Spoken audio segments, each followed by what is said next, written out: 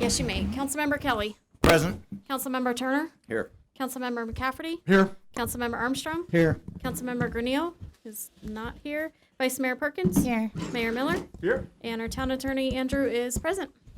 Thank you. Okay, discussion regarding the town's planning efforts to be undertaken over the next 3 fiscal years. Plans to be discussed include general plan, utility rate study, infrastructure improvement plan, impact fee study, and integrated water master plan. Jojo, you're up. Where you at? Oh, I'm right here, Jack. How are you? Or Mr. Mayor? Yes. Jojo. Jojo. Jojo. Okay. Good evening, Mayor and Council. Staff has basically put a presentation together showing you all of our planning and rate study efforts that we're planning on doing over the next 3 years. And the reason we did this is because a lot of them are integrated, and you need to do one before you do the other to come up with the data for the next plan. So we'll briefly go through and talk about some of those integrations, and just let you know how I have the budget, and we have some timelines, and then we'll take questions after that. Cindy will be here, Lori's here, and Mark is also going to participate in the presentation. So essentially, these are the planning projects and fee studies we're undertaking. As you know, right now we're in the middle of the general plan, and that's moving right along. We have already started the utility rate study phase 1, that's for water and sewer rates. And we have a utility rate study phase 2, which I'll talk about in a few minutes. We're also proposing that we start a comprehensive rate and fee study, which looks at all of our other rates and fees that the town has, except for water and sewer. We have the infrastructure improvement plan, which is also a CIP plan for the town. Then the impact fee study, and then the integrated water master plan and capital improvement plans there. And that the last part's what Mark will step in on. So here's sort of our timelines that we're looking at. As you can see, the general plan, the top is the month, so like July of 22, and it just sort of goes out about 3 years. The general plan is well underway. Probably, I think there's an election in August of 23 when that's done.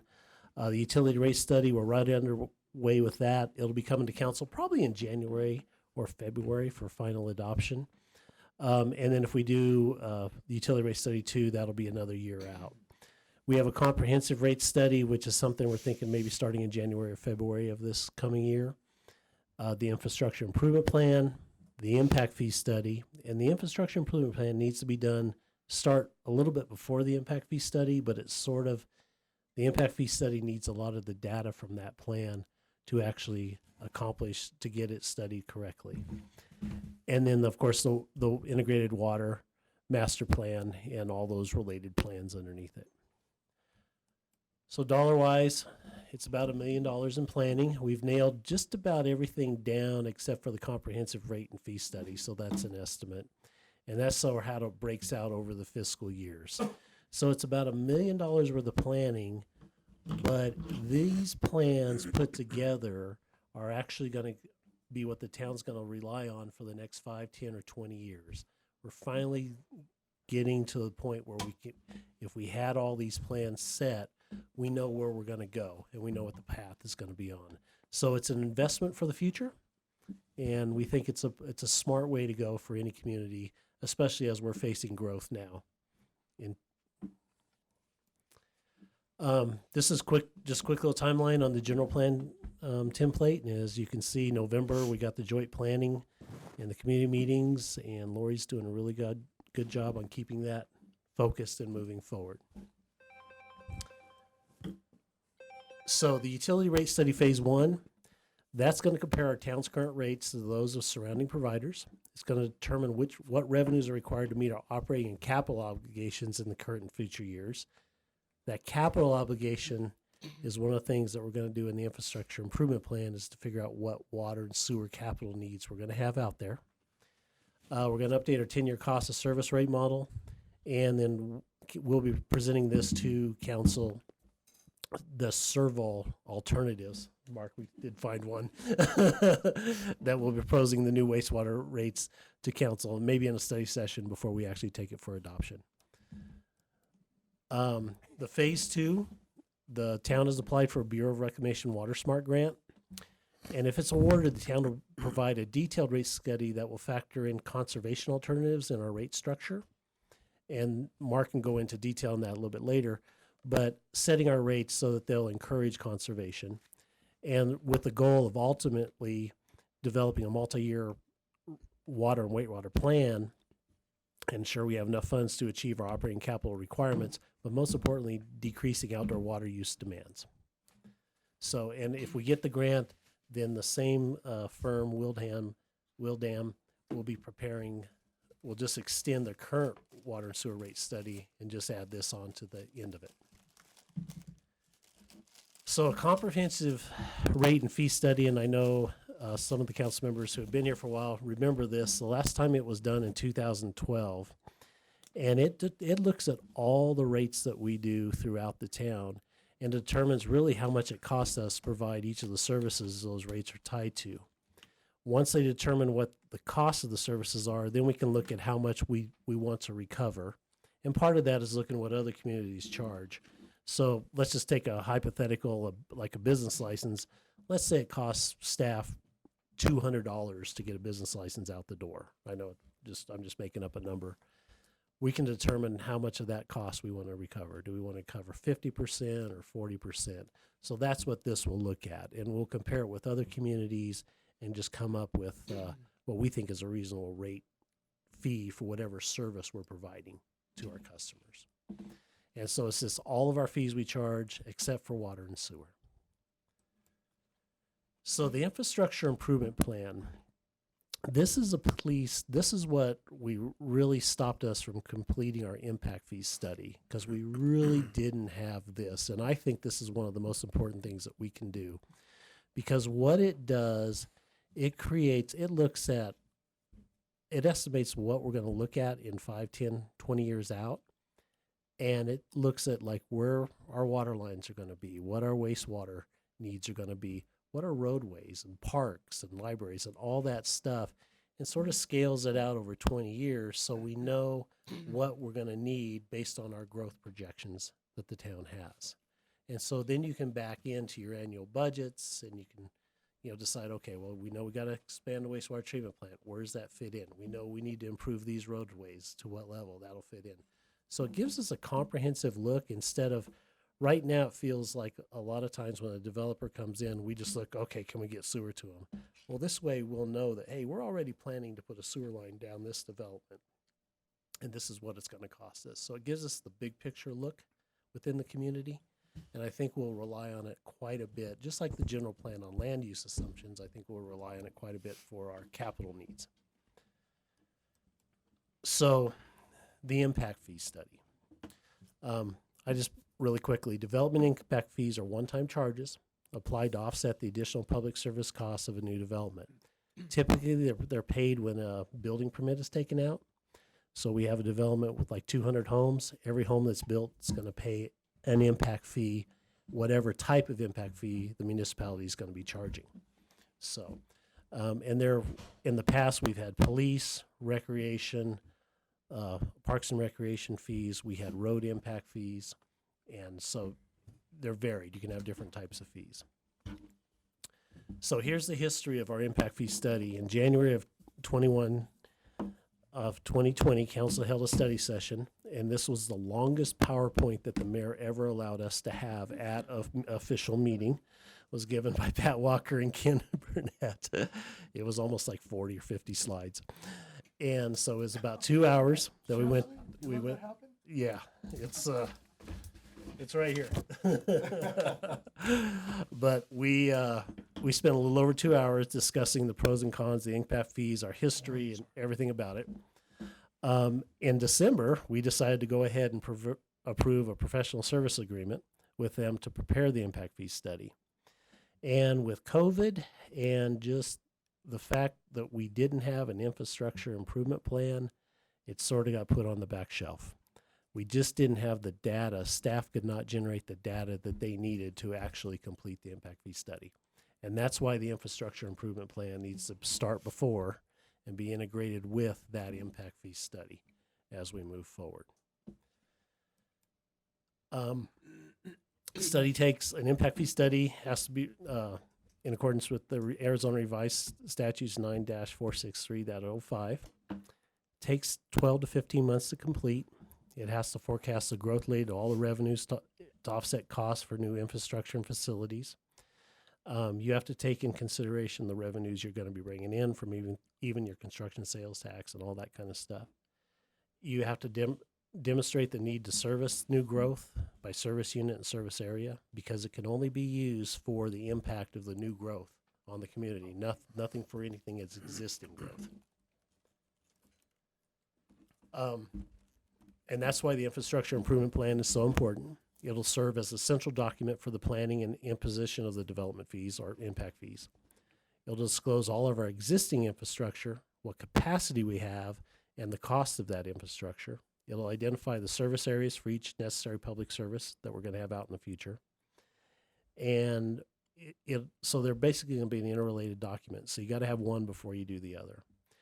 And it can also serve as our municipality CIP. And I think in a municipality our size, that's what we will use it for, is our CIP over it. So we'll be able to plan 5, 10, 20 years out of what our capital improvement needs are each year. It's also going to have some land use assumptions, growth projections over the next 10 years, where residential, multifamily, industrial, and commercial land are, has to conform with the general plan. So that's why general plan's first. It's going to discuss existing planning areas, alternatives, etc. And it's going to review the relationship between our growth projections in specific areas and planned capital projects. So it just sort of, think about it as we're going to lay out this master plan of just about everything where water and sewer, new roadways, traffic, etc. will be part of it. The one thing I do want to comment, though, before I'm going to turn it over to Mark next, but we need to have that discussion, not tonight, but we need to have a discussion maybe after we get the infrastructure improvement plan moving, of whether we even want impact fees or not. Because we believe as staff we can accomplish a lot of what we want from future development through maybe development agreements. And there's pros and cons, and Andrew will weigh that back and forth. But we need to really, before we go down that road, have that discussion and make sure that is it really what the town wants to be at the end of the day? Do we want to impose impact fees? They're very burdensome for us to administer.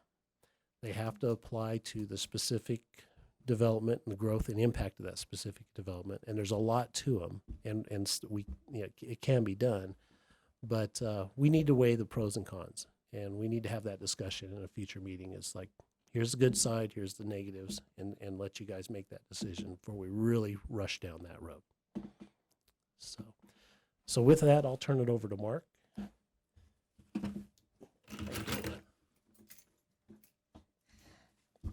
Thanks, Joe.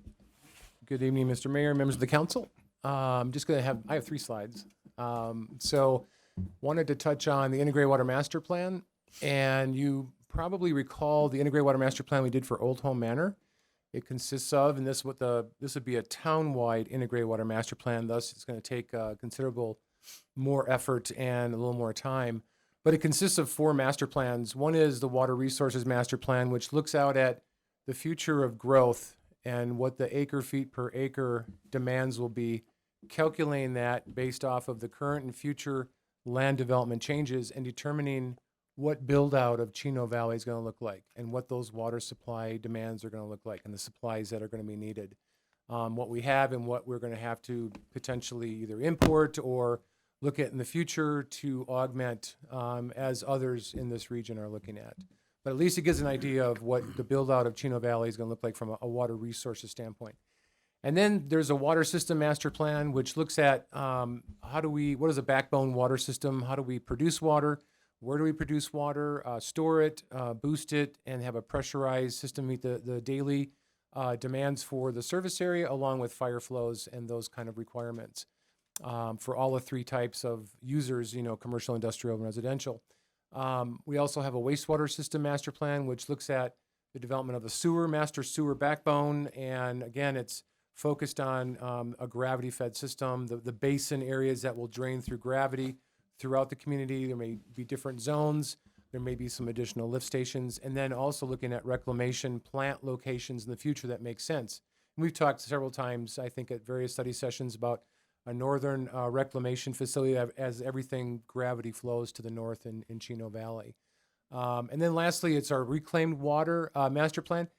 You probably recall that reclaimed water is our only ever increasing renewable water supply. So as we expand sewer, we're actually going to then be able to collect that wastewater, treat it in a centralized treatment, and then recharge that water or put it to beneficial use. So there's 4 master plans, and then they're put into, based on what those, the outcomes from those plans, developing a capital improvement plan, which has a very high focus, detailed 5-year capital improvement plan, and a 5 to 10 year, more of a fuzzy, like this is what we think is probably going to happen based on what's being proposed from a development standpoint, where we think the needs of water, sewer, and those kind of needs would be. So the 1 to 5 is going to have a prioritization plan. It's going to look at what's needed in year 1. You absolutely have to have this, and then looking at year 2, 3, 4, 5. And again, the 10-year is more of a forecast. And a lot of communities don't fund the 5 to 10 year. A lot of them try and fund the 1 through 5 year capital plan, but 5 and 10 is not always funded. But if there's a need, you can look at it. And as Joe mentioned, the infrastructure improvement plan will look at should you want to fund or save towards some of those capital improvement projects in the 5 to 10 year. You can start saving in year 1 through 5 if you've got revenue streams that you're able to save money. And for an important project, maybe in year 6 or 7. So that's the capital improvement plan aspect. And then lastly, the critical needs that you'll gain from the Integrated Water Master Plan. This is what we've never done in Chino Valley, and this becomes the living plan that is used by Frank with all the development community coming into the community. They want to develop at some distance away what's needed from an infrastructure standpoint of sizing, so we correctly will know what size water, sewer, and those kind of needs are. Also provides the improvements to increase our level from a level of service. You probably remember this quite some time ago. There's about 5 levels of service, and we kind of fall on a level 4, which is 1 being the best level of service from a water and sewer standpoint, to one of the best, and we're probably somewhere around maybe a 3 or 4.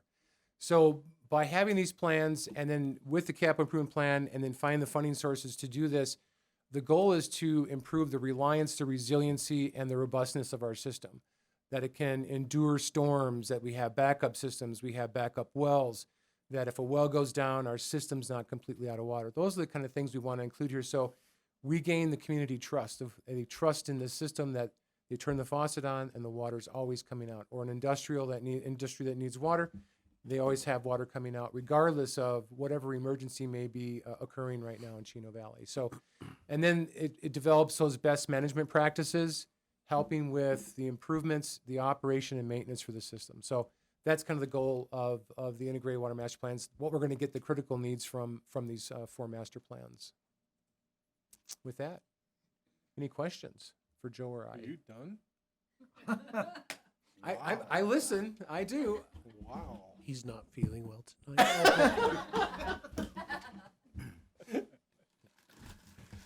tonight. Pretty impressive, Mark. Any questions from the council? Nothing from nobody? I was going to ask about impact fees, but I guess we're not talking about that, right? Tonight? Well, you can ask. You guys want to talk about impact fees tonight or wait till another night? Oh, go ahead. You want to talk about Yeah, impact go fees? ahead. Annie, you got anything before I do this? No. Okay. Well, you mentioned some of this, but other than costs, I was wondering what the downfall is of the impact fees. You said the difficulty in enforcing them? Yeah, state law does give us a lot of requirements. And Andrew, you might have to help me on some of these, but one, you have to set up a committee. He don't need to come He up doesn't, here. okay. You do have to set up a committee. You have to do a biannual audit. Come on. to- Come yeah. on. I told you you'd make it here. Yeah. Yeah, you have to Yelling set, on up. go ahead. The primary thing about developing impact fees that you have to be ready for is every 5 years, you have to either make a determination that you don't need to make a change to the fee study or you have to update it. You have to have either a committee that is provides you with oversight, and it's like home builders associations and folks provide members to this. They review your plan, they sign off on it. Or in the alternative, you do a biannual audit. So every 2 years, you have to then provide it's not quite what you would have with your annual report, because right now you have to do an annual financial reporting of all the expenditures in and out of the fund. This is more, how is the plan actually performing? How are your projections working against what you're actually spending? It's a little more robust. It's not the level of your audit. There are a few firms that have started doing this now, and they're fairly rudimentary, but again, it's one more additional thing that you need to do. The biggest hurdle, though, is the process getting fees adopted. We mapped it out when the statute was changed back in 2011, and it was about a 270-day process. So by the time you start, and that's after your plans are done. So your base plans that you're working on, your IIP, any portions of the CIP that go into it, all of that starts the process. When they're done, then you can get into the 270 days. So it's very long and drawn out. Communities that we represent, some have chosen, if they're just doing water and wastewater, to stay away from the development fee process and just use capacity fees under the water rate setting structure, which is on the front end, the planning portion's the same. You really got to do the same level of pre-planning, but the adoption period is greatly shrunk down by months.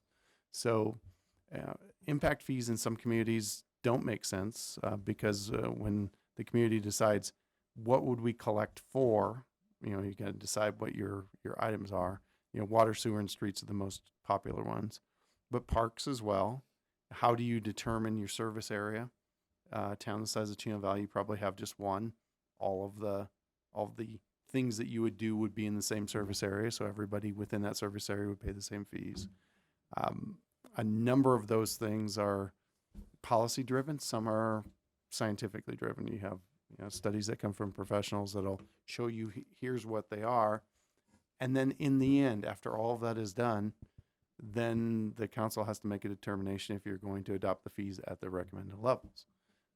Politically, that's difficult sometimes for some communities. So, there's a lot of process. It does require cost and a fair amount of studies that you're going to do anyway for some respects, but it takes a lot of time. But it also is a fairly robust program. Once you get it going, you need to have someone who's dedicated on staff to tracking it, using the funds, making sure they don't get commingled, making sure that you're expending them within the period of time that you have to and not have to rebate them. There's a fair amount of administrative burden that people don't necessarily talk about on the front end. And so you need to have someone capable and on staff to do that if you're going to go down that road as well. And in the Quad City areas, including the county, who has impact fees? Well, we know Prescott and Prescott Valley for sure. They do? Yeah. No impact fees for the county. No, I didn't think so. Yeah. Joe, Dewey, Dewey what- Humboldt? No. I don't think No. so. Joe, what fund does it go to? Oh, so each one of these impact fees you charge will be set up as its own fund. So if we have a road impact fee, it'll go into the road impact fee fund. Parks, same thing. Police, same thing. So whatever the money is supposed to be for, it'll be set up in its own fund. And then it also has to apply to the specific development. So, and it really depends how it's set up. So we'll have to keep track of that. If one development is paying the parks impact fee, you'd think the money should be spent over in the impact that development's having on the community. And that's really the rub of the way the statute was written. The home builders push, it was Central Home Builders, so Phoenix Home Builders Association that was pushing it, really wanted development impact fees to be tied just to the specific development. The cities and towns push back to say that's impossible to do. You can't plan for fees for infrastructure spotted all over the place, particularly when we're talking about things like water and sewer or parks, because those are generally collected for large numbers of people to use in one spot. You know, you can't do a sewer treatment plant or water treatment plant in onesie twosies. You got to do those in big, expensive chunks. And so, you know, a town the size of Chino Valley would likely be only one service area. Right. So you would have to have in your plan allocations that made sense with respect to the areas that are generating the growth, because all of the funds have to be spent on growth related things. So for instance, what you would typically see is a town that has a fair amount of build out, but still has a lot of vacant areas, but wants to build something bigger for new growth, like it's a park up to 30 acres. Those park improvements would be funded with both. You'd have to have new growth components in it, but you'd also have to have your study evaluate how much does this benefit the existing residents, because you can't offset the increasing the service level to a current resident on new growth.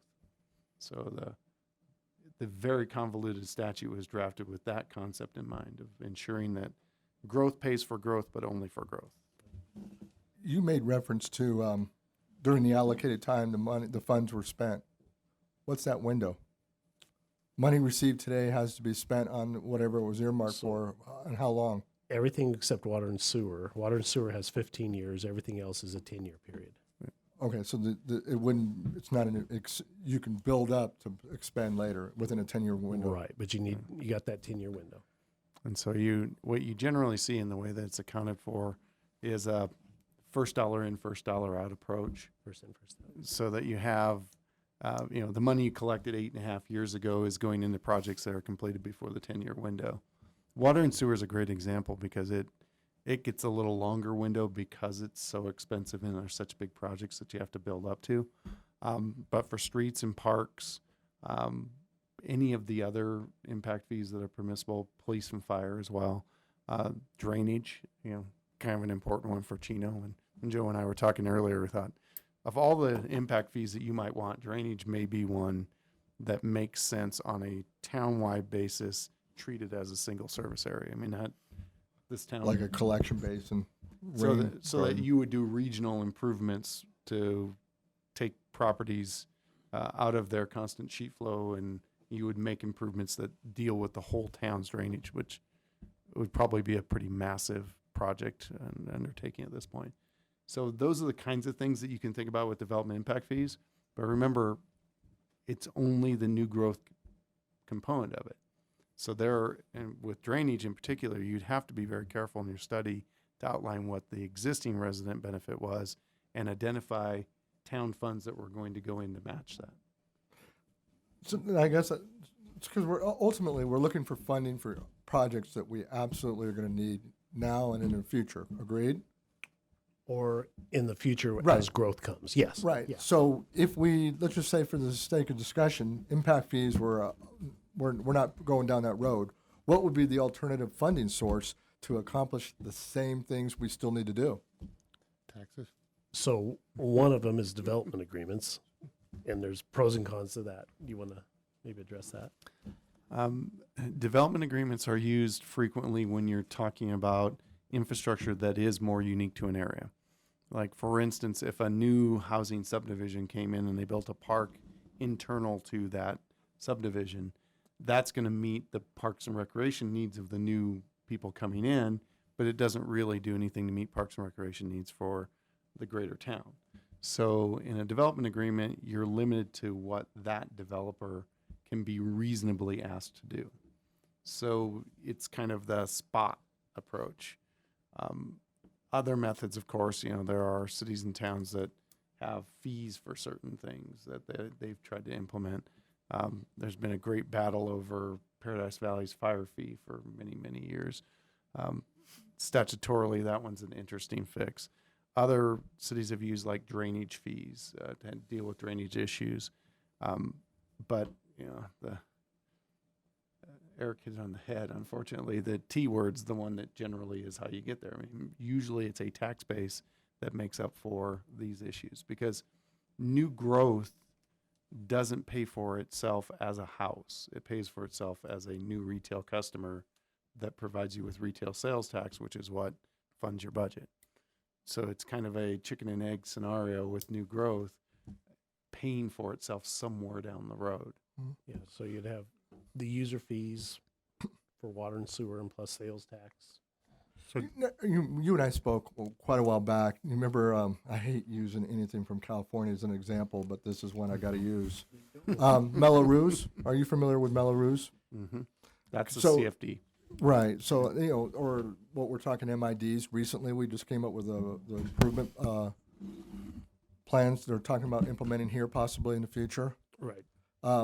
Why couldn't we do special tax districts on new developments that would only impact, so we'd be paying for development, everything we would need, i.e.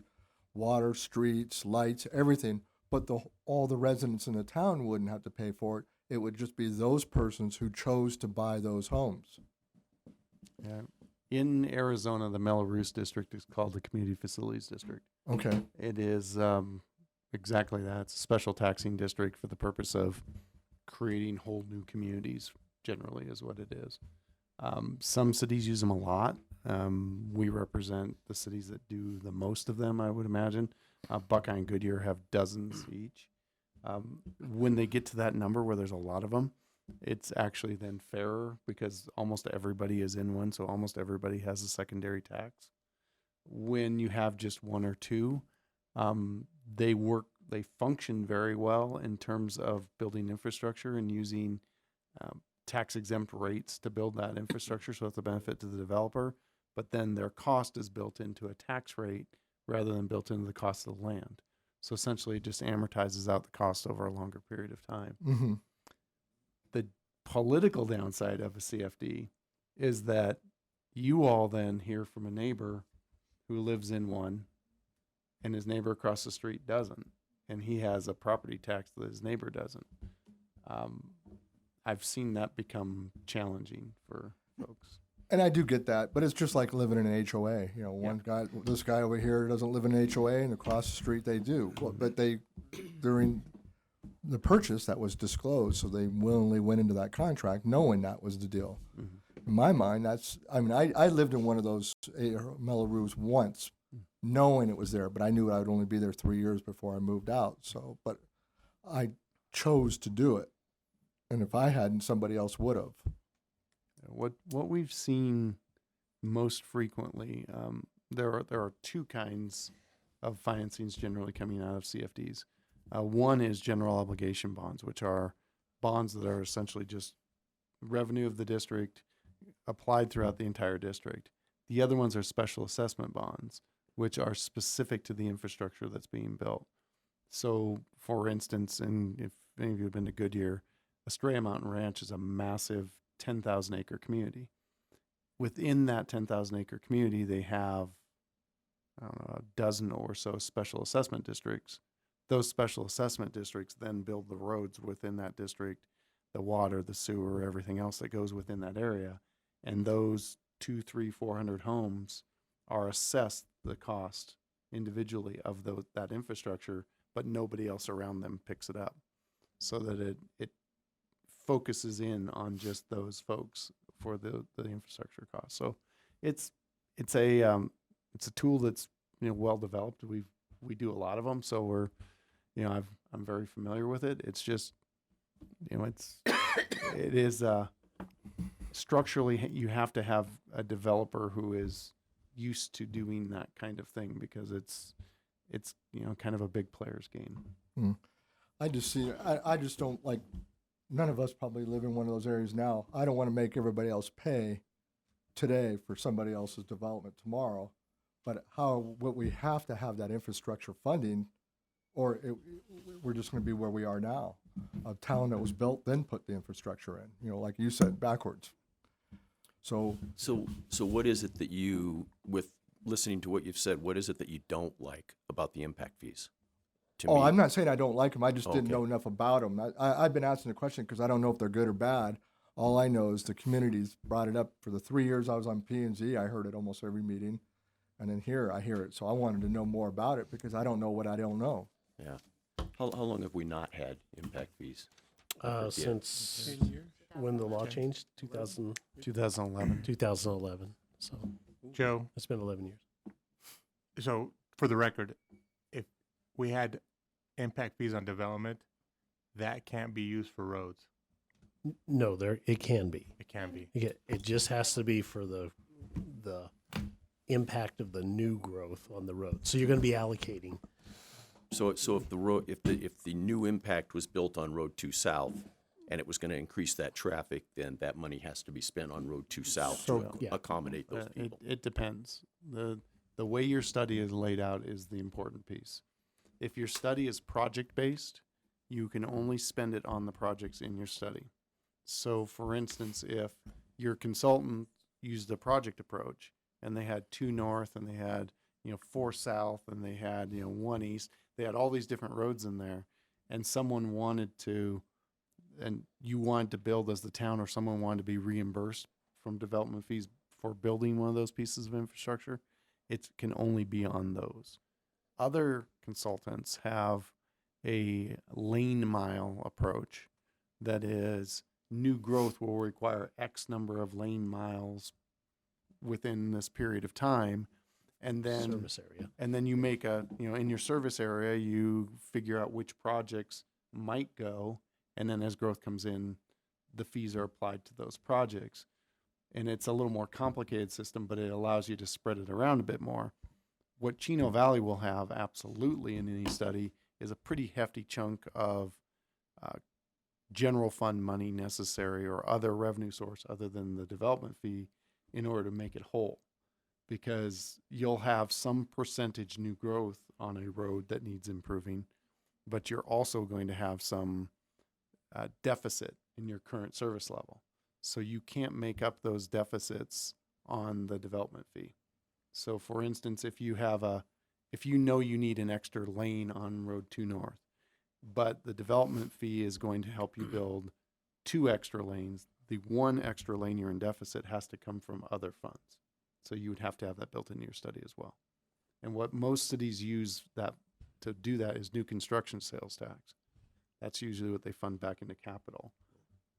You have to put new construction sales tax back into capital in some aspects of the fee study as well. So that's the mechanism is for new growth, but it also has to have a parallel planning track for how do you make up for any of your deficits if you're doing it with that new growth money as well. So if we took Perkinsville Road, for example, we had assessed an impact fee on everything on Brown Homes there, on all the development permits.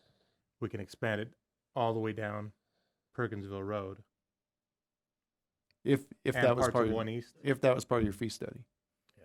If the fee study showed that you were going to do roads, 1, 2, 3, 4, and 5, and those 5 roads, their total cost was, $25 million, you would allocate that $25 million over the number of permits they expected to issue to figure out what the fee amount would be. And then those would be the projects you build. If instead they used a methodology that was lane miles, Perkinsville might not be the only one that would be done. It might be Perkinsville and then, 4 South. There might be some other project that suddenly became the one that was most important, as long as it was included in the study. So that's why the studies are expensive, because the consultants have to make all of that make sense in a document then that can be audited, and then Joe can track where the funds have gone. So you can determine. Now I see the downside of impact fees. So are we going to be spinning our wheels, paying for engineers and consultants? Stuff we're never going to recoup. Yeah, they are Right. expensive. Well, Yeah. the one thing that you are allowed to do as part of your impact fees is recoup the cost of your study. So if you spend X, that can be a cost in your necessary public services that just gets built into all the fees. So we're taking it away from usable funds then? Well, you get repaid, essentially. You have to In pay time. for it up On front time, in time, as your permits come As the in. permits come in. as in not in our lifetime. But did we miss out on the golden opportunity of impact fees? No, because we're still going to grow. We're going to still have a lot of growth. What kind of money are we talking, just as a general rule? I mean, like, That's what the study would help determine, and that's what the capital improvement plan determines, is what the future needs What are would be for the range? roads. some examples, what is a developer Well- paying per unit? What's the range that you're seeing? So Are we talking 1,000, 10,000? All over the board. I mean, Yeah. it depends upon how much infrastructure you're going to build. If you're doing water, sewer, streets, parks, rec, police, fire, and all of those fees are being, and drainage, and you say you've got 8 development fees in an area that's pure raw growth, like, like Buckeyes frontier areas where they have nothing. Their development fees were like $35,000 a house because they had to build sewer plants and water treatment plants and all kinds of crazy stuff. Phoenix, in the urban core where most of the stuff is already there, their development fees are less than $10,000. So it's, the range is enormous on Okay. what it just all depends upon what infrastructure needs to be built and how many homes are going to support that infrastructure. And a lot of our development here, 5, 10, 15 units, right? We don't have a lot of 100+ unit developments that I've seen, other than maybe Bright Star, Yet. Yeah. Perkins 40. Perkinsville, we've Yeah. got a few in process. But so, do impact fees really make a lot of sense for a most recent one, last meeting, 20 units, 1,000 yards or 1,000 feet away for sewer? Oh, there'll be more than 20 units coming in. Well, that's what Per year. that's what we looked at. It was 21 acre lots. I believe that's what I recall. 21 acre lots, and they were 1,000 feet away from being put on city sewer, at least the sewer. Yeah. So would an impact fee actually cover the cost of put, to put that sewer in? It won't get there. Yeah. No, right. You're upside down. In a from lot of the start. situations, no, but it's going to help offset some of that cost because the town's still intent is to get everybody on sewer that we can. So, Well, and it depends too on whether or not that was one of your projects. If that project is along a route where they're going to connect to it, then impact fees from all over will be collected and that project will be built. Whether it will be built in time for them to connect on the front end or they need to get reimbursed. I mean, what we see most frequently is that development impact fees are used to reimburse developers for putting infrastructure in ahead of time, because there is no other mechanism. And your example is a good one, because what we found is that competitors don't like to get on the same page at the same time with their infrastructure. And, in the big sense of it, you'll have a sewer treatment plant that's 10 miles away, and, 2 developers want to build out there, and they've got to build 10 miles of pipes to get there. You go first. It's exactly, that's it. You go first and I'll pay you back onesie twosies as I come in.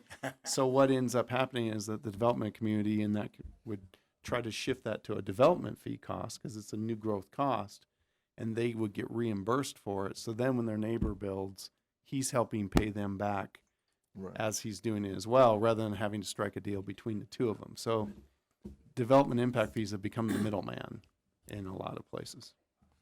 Go ahead.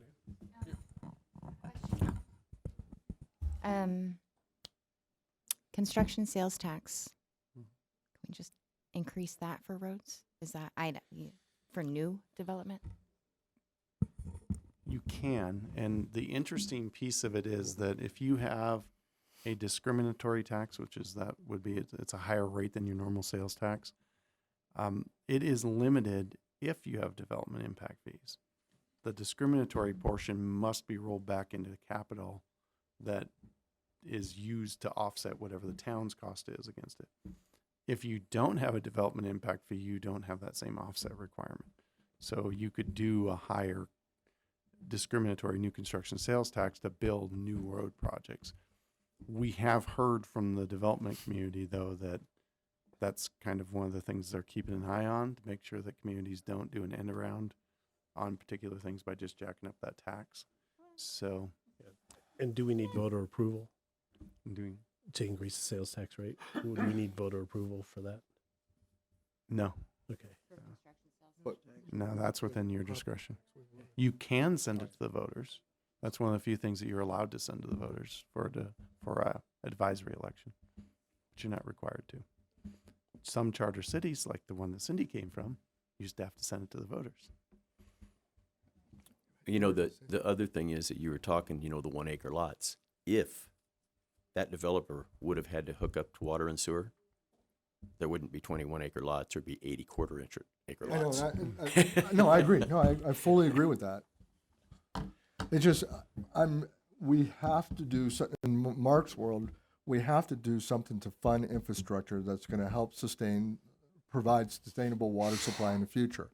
And it's not the silver bullet that's gonna fix everything, but water collection is part of that solution. And we have very little of that going on. Likewise, we have to look at the future, whatever that's going to be, but the big Chino, we have to look at a way that he mentioned supplemental. How are we going to supplement that going forward and returning it to, to mitigate our discharge our from there? We have to find a funding source to start making that. And it's going to take 20, 30 years to do it, but if we don't get that ship turning in that direction today, when is it going to get there before it's too late? I'm not saying we'll have it fixed today, but we have to start going in that direction today. Because it's going to cost a bundle of money. No matter what our fix is, it's going to cost a lot of money. So that was something I wanted to go back to, was the water. Mark, do you feel like, well, for one thing, there's no way we fix our problem without importing water. That's correct. That's a You know, correct statement. we cannot conserve our way out of the jam we're in. Correct. The whole state. Right. So do you think that going to the Big Chino is really a viable option versus going to the Gulf and desalinating and feeding the whole state? From a standpoint of access to water supplies that come from large, like Colorado or other, major river systems, the Big Chino is something that we've been working at. We have a permit. We've purchased hundreds of acres, and it's a viable option should we want to move forward with that. From a funding source, if we were to fund that, that's something that we feel that we could get fairly quickly. But when you have interstate, federal government, that could be 20 years, 15 years down the road. But we don't have access to the Colorado River Canal or the CAP Canal. We don't have an appropriated right in the Verde River. So really, that water supply right now today is all that we have, besides something that we can work towards, as John alluded to, which is expansion of sewer, getting everybody on sewer. That is the only renewable, ever increasing supply. And we can even sewer beyond our corporate boundary. Obviously, a lot of 208 plans look beyond your corporate boundaries because some of the county areas have high density septics. They could be in violation, and they may want to come into your sewer and have centralized sewer. All that water can be treated and recharged and stored and used for, more efficient growth in the future. So, but the Big Chino is really, from our standpoint, not looking at Prescott and Prescott Valley, that's our water supply, I think, from a short road. It really is it. Medium and long road, that's those projects looking at the Gulf, a deal with California. It's going to be billions of dollars before, and a lot of negotiation, and it probably include Mexico in that. I don't know how long it's going to take.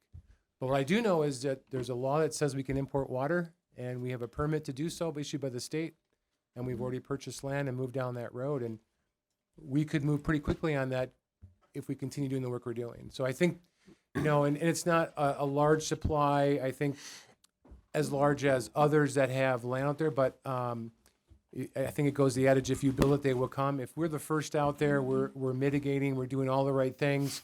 We've got the support of the NGOs, SRP and others, which right now we've been working with for over a decade from a planning standpoint. They're going to be in our corner, and I think we're going to set the trend that others will want to follow and probably partner with us, because I think we're ahead. All right. So the only other thing I've got is just, and this is food for thought for everybody that's going to be involved in making some of these decisions. My concern with our water study and our rate study is that I want to protect the people that are already here. And I don't think it's correct to have people that live in this community and have been here for a long time that are on the city water system to be penalized and have to let their trees die and their grass die and not be able to have a garden because their rates for water are going to go sky high, just so that we can justify to continue to develop. So That's as fair. That's we fair. make those decisions on the rate things, I think we really need to think about that. I think we all agree with you. Unfortunately, we're going to have to wrap this up so we can get set up for council. We should probably redo this another time when we got more time. Several times, please. Yeah, Mayor, if I may, I hope that everyone comes away tonight with the message that we know that we need to find the right funding sources, but that we are working, getting those plans together. Good planning is the most important thing we can do right now to take the steps to get those things done. But we can't just jump right into putting fees in place when we don't have good plans in place. So we're working really hard at that. And I've heard a lot from the community and social media and things like that about we should have impact fees. Should have impact fees, but we have to remember that they aren't always the best thing that you can do. We need to get you some good data so we understand whether or not impact fees are the way to go. They may be, they may not be, but they cannot be used to fix the current road standards. They're So not that it's the magic only bullet. right. It's only for new growth projects. There's a lot So- of people that have come forward that say, oh, we think you can get impact fees by the council just making a motion and approving it. And that information is bad and wrong and needs to get out there long before we start looking at this other stuff. Yep. I mean, Okay, let's do it. Thank We're you. adjourned.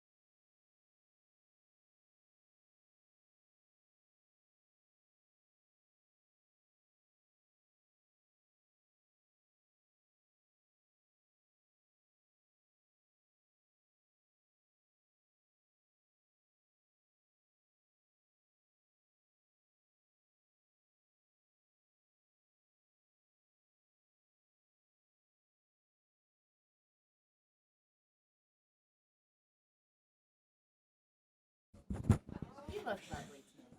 Thank you. Oh, you're right, too. Dang it, I didn't have that on recording. Ready. Okay, we're going to call the meeting to order. Would you please rise for the Pledge of Allegiance?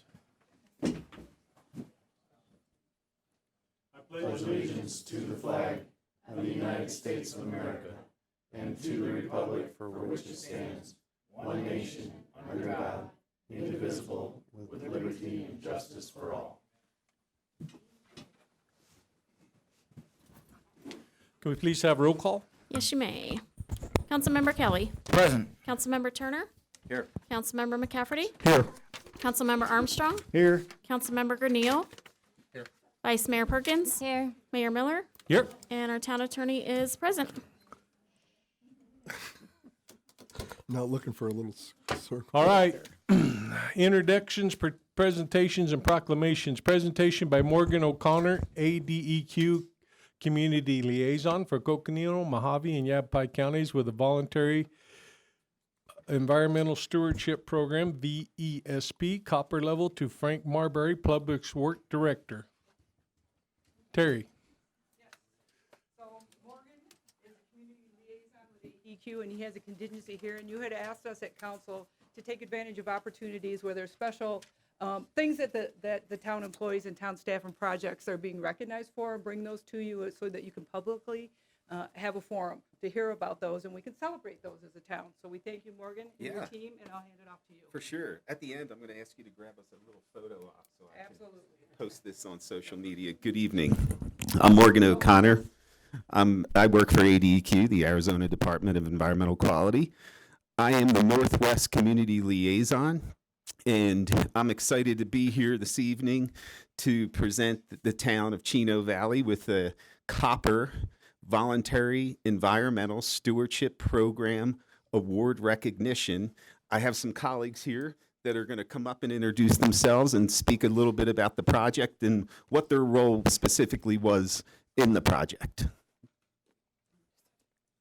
Hi, my name is Nam Ho. I'm an engineer for the ADEQ, and I work closely with the town of Chino Valley to get approval for this project. And Rochette will talk about it. Hi, my name is Rochette. I'm with ADEQ's Technical Assistance Program under our drinking water program. I was the project manager for this project, and then I'll introduce our one of our engineers as well. He's our contractor. Do you want to talk a little bit about the project, and then I'll. Hey, my name is Emery Layton, and I was the engineer of record on this project. I was a contractor for ADEQ and was sent on behalf of the town and ADEQ to help route a new water line through the septic field. And so I went out there and flew it with my drone, and we went out there with town staff, and Mr. Sullivan even was behind a shovel helping us pothole and find, because there was a field there of stuff that just went everywhere, and we had to figure out how to route that through there. And so that was our job, is to kind of give plans to a contractor. We had the easy job of giving the plans to the contractor. The contractor had to figure out to build it, and now you guys get to operate it for whoever for the rest of his career. All right, so to explain the project a little bit, ADEQ regulates a lot of public water systems in this area, including the town of Chino Valley. We had a Head Start facility called NACOG Head Start Facility. In Chino Valley, they were having arsenic exceedances. They were on their own well. So basically, it's not their primary job, right, to handle water. So they had to install treatment, which we really didn't want them to handle because it's not part of their day-to-day job. So we contacted the town of Chino Valley to kind of help us figure out a solution. And the solution was to connect to the town of Chino Valley water system. The town already had a water line close by to the STAR facility. So we decided to work with the town of Chino Valley. It took us a couple of years to get everything together. And finally, the Head Start is getting clean drinking water or healthy drinking water. We also gave the town a grant to pay for half of the project, and then the town also chipped in. So we really like to thank everyone for that. And then specifically, I would like to thank Michael Beauvais, who's the one who kind of got the project started, yes. And then also Frank Marbury and Steve Sullivan, which is, yeah, one of the engineers. Yeah. And Travis, correct. Yep. So yeah, that's basically the project. Anything you want to add? Okay.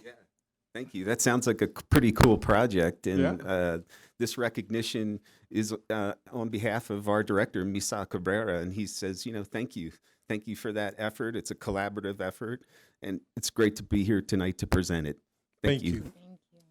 Could we just get a quick picture of all of us in Rochelle? Yeah. Group shot. Yeah, really. Okay.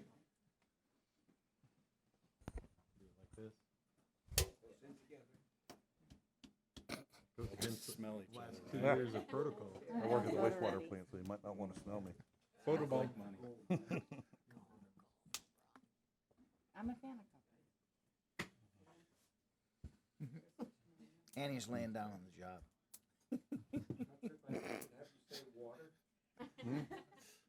I could think of other things to say. Thank you. Thanks for coming up. Nice to meet you. Thank you. We'll see you guys on the next one. Yeah. Pleasure. All right, thank you very much. Aaron. Call to the public is an opportunity for the public to address the council on any issue within the jurisdiction of the council that is not on the agenda. Public comment is encouraged. Individuals are limited to speak for 3 minutes. The total time for call to the public may be up to 30 minutes per meeting. Council action taken as a result of public comment will be limited to directing staff to study the matter, scheduling the matter for further consideration and decision at a later date, or responding to criticism. I do have a couple tonight. Julianne, oh, I'm gonna kill it. Croce. Okay. So Mr. Mark Bonacista. My name is Mark. I am a resident here of Chino Valley. Each one of you council members do have my address and my phone number. So for the public record, on October 11th, 2022, I'd like to address this committee. For the past 3+ years, the town of Chino Valley has denied each and every resident the legal right to a board of appeals. Because it's stated within your UDO, the town of Chino Valley UDO 1.150.007 Board of Appeals, Section 112, states, in order to determine the suitable and alternative materials and methods of construction and provide for reasonable interpretation of this code, there is hereby created a Board of Appeals of the town to consist of 3 members, shall be set at 3, 2, and 1 years. All members shall serve without pay. However, members of the board may be reimbursed for actual expenses incurred in connection with their duties upon authority and ratification by the board and approved by such expenditures by this council.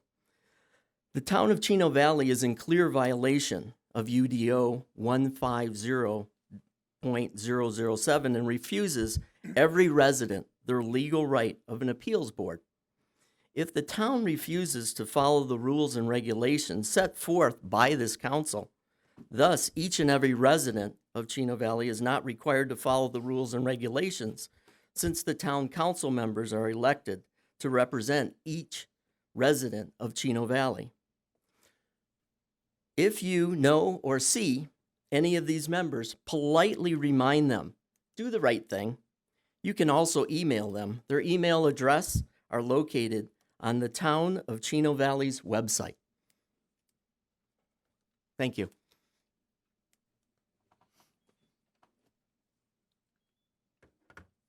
Okay, who's next? Next, I have Robert Campbell.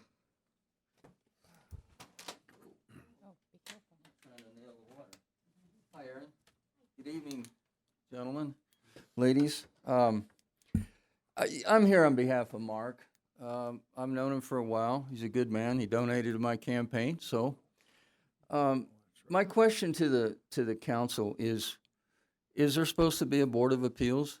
Can Mr. Mayor or somebody actually answer that question? Not at this time, we cannot. Why? You want to answer that, Andrew? Mr. Mayor, for the public, during the call to the public, the council is not allowed to respond They can direct staff to get back to you. They can respond to criticism at the end of the call to the public, but answering questions of the call to the public because it's not agendized is not permitted under state All right, law. let me ask a question then, okay? Because they're not going to answer it. What about if we can get some town people together that want to serve on this board? Are you guys going to look at it?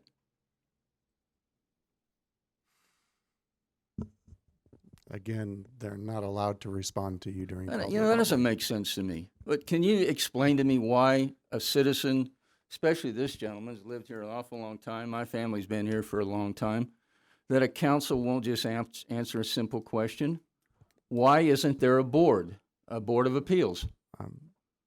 Mr. Mayor, sir, the state law on open All right, meetings I is very got it. clear. We are prohibited from responding. Okay, who's next? And then I have Luke Solano.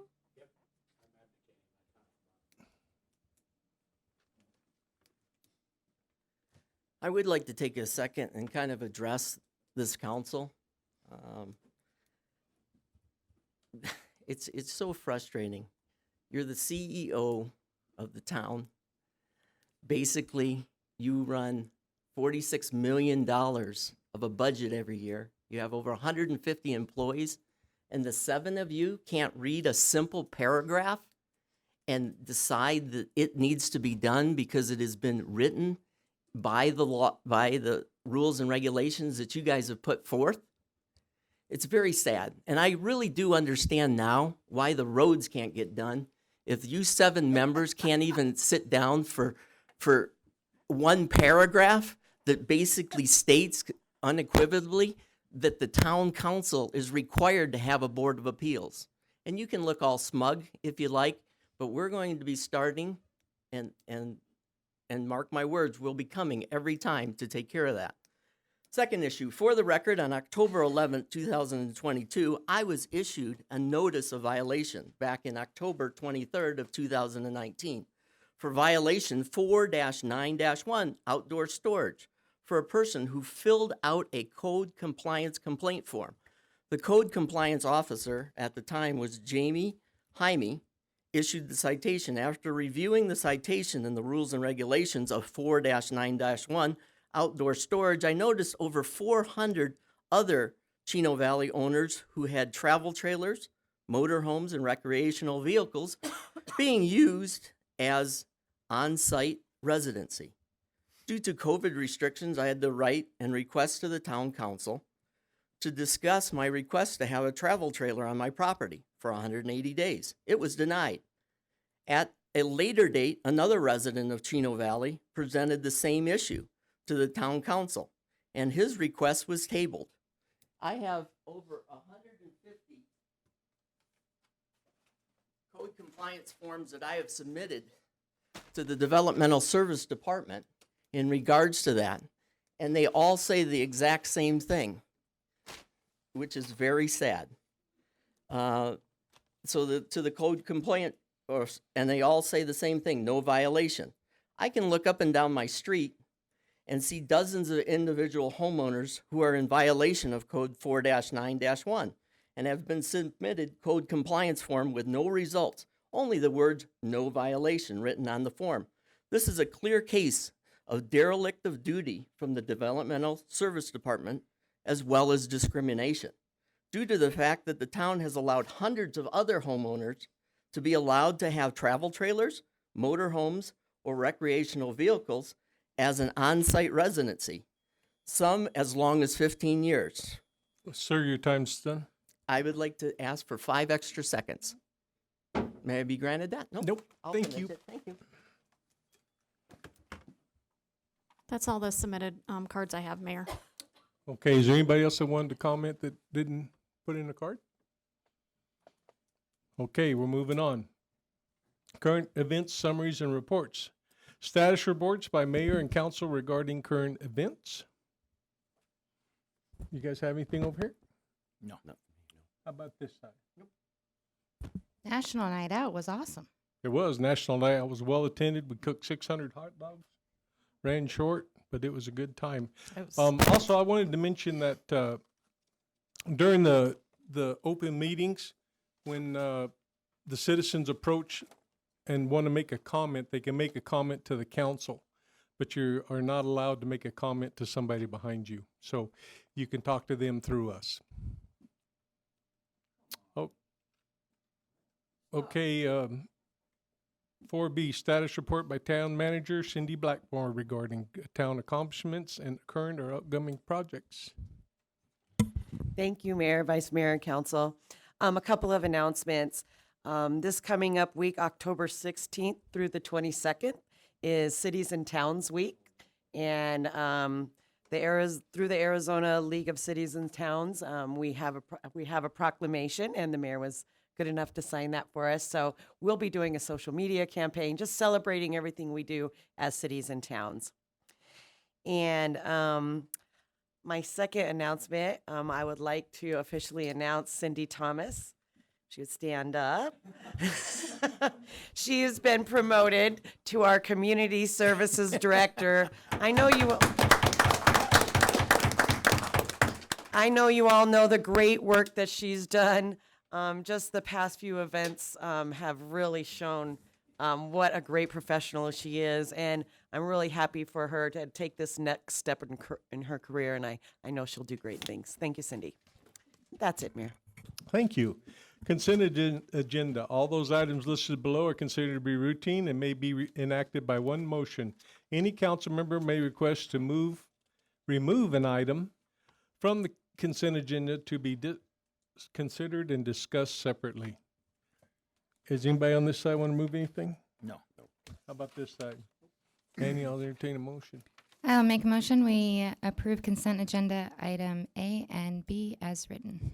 Second. Motion made and seconded. All in favor? Aye. Any opposed? Motion carried.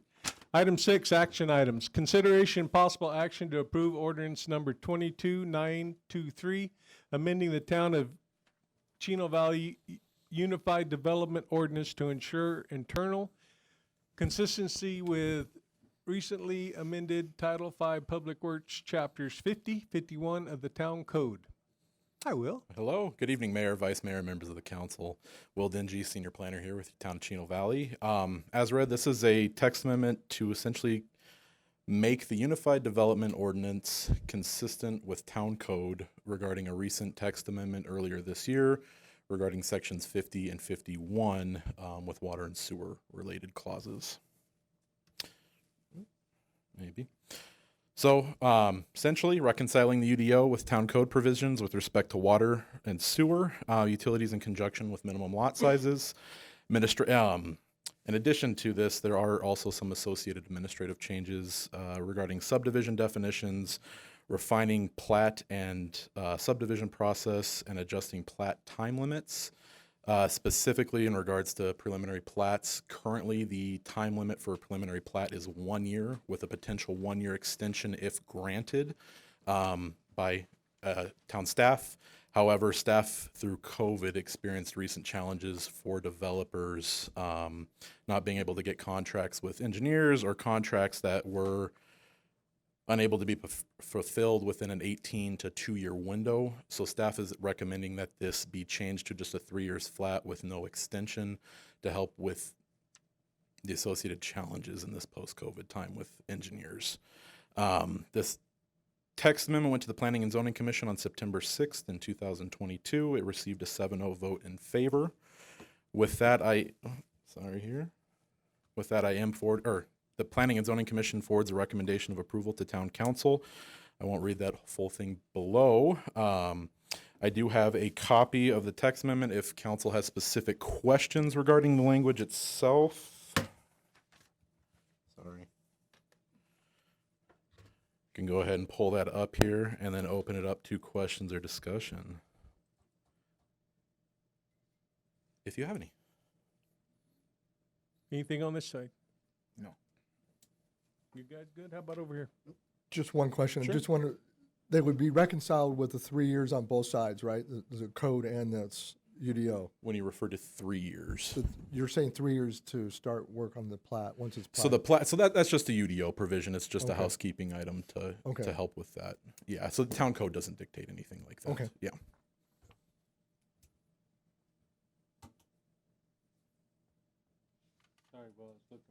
That's okay.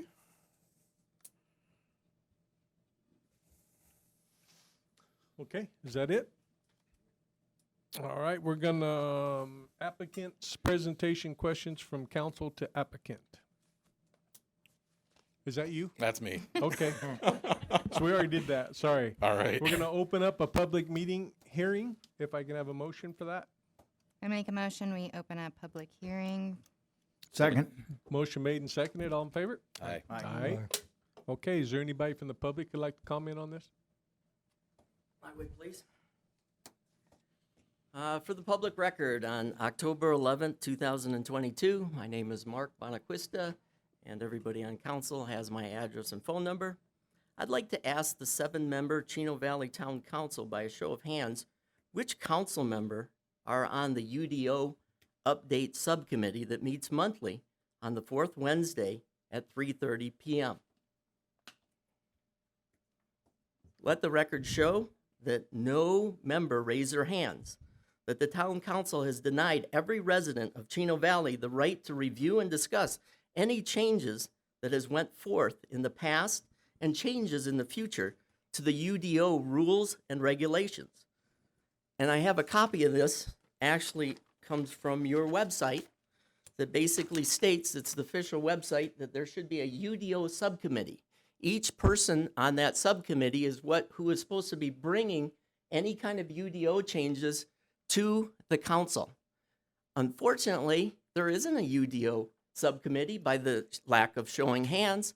So each and every one of these UDOs that has been approved in the past is illegal. Yes, it is. I know you can do your hands or whatever you want to do, but that's for the record. Each and every in UDO policy that the Chino Valley Town Council has approved illegal due to the fact that it was not reviewed and recommended by the UDO updated subcommittee. If you know or see any of these council members, politely remind them. Do the right thing. You can also email them. Their address is located on the official Town of Chino Valley website.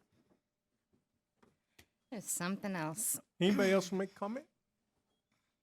All right, we're gonna close the public hearing. Do we want a motion on this, please? Absolutely. I will make a motion that we approve action item 6A, approving ordinance number 2022-923 as reflected in attachment A, subject to the staff report and information provided during this hearing. Second. Motion made and seconded, all in favor? Aye. Aye. Opposed? Motion carries. Item B, consideration possible action to approve cooperative purchase agreement with Santan Auto Partners and Arizona Emergency Products in the amount of $71,158.46 from Frank.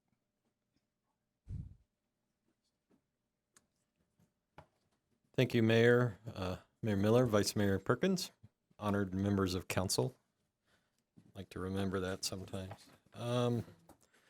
This item is for the cooperative purchase agreement in order to purchase a vehicle for the police department. In essence, we've had a number of vehicles receive enough damage to be totaled this year. In this particular vehicle, we got some insurance money, but in order to replace it, we need additional funds. And we would ask that those funds come from the contingency funds in order to make this purchase and get this vehicle back in service, a new vehicle in service. Okay. Any questions? Let's start over here this time. Yeah, the only question I have is it's listed as a 2023 Ford Police Interceptor utility vehicle. What is that? If we bought it, it would be a Ford Explorer. Pretty much. But because it's specially made for the police, they call them interceptors. It's really fast. technically a different model, but How about on this side? How many vehicles wrecked? Two? One. One? Said you had a well, couple this is vehicles just for total? one vehicle. So, I can't, we had two on order this year, but this one was above and beyond the two that we're scheduled to replace for the third. So it'd be three replacements once you include the budgeted two, if that makes sense. But the insurance money that came in was on the total vehicle? it was for the, am I using the right term for a totaled vehicle? Well, That's what I would call it. Yeah, it was totaled. Insurance money totaled it. Yeah, so the cost to replace less what the insurance gave us for it being totaled is what we're asking for. Because not just the price of the vehicle, but you have to upfit them with all the equipment. Okay. About a motion, Annie? I will make a motion. We approve the cooperative purchasing agreement with Santan Auto Partners and Arizona Emergency Products in an amount not to exceed $71,158.46. Second. Motion made and seconded. All in favor? Aye. Mr. Turner? I make a motion, we adjourn. Second. Aye. All in favor? Aye. We're adjourned. Thank you. That was exciting.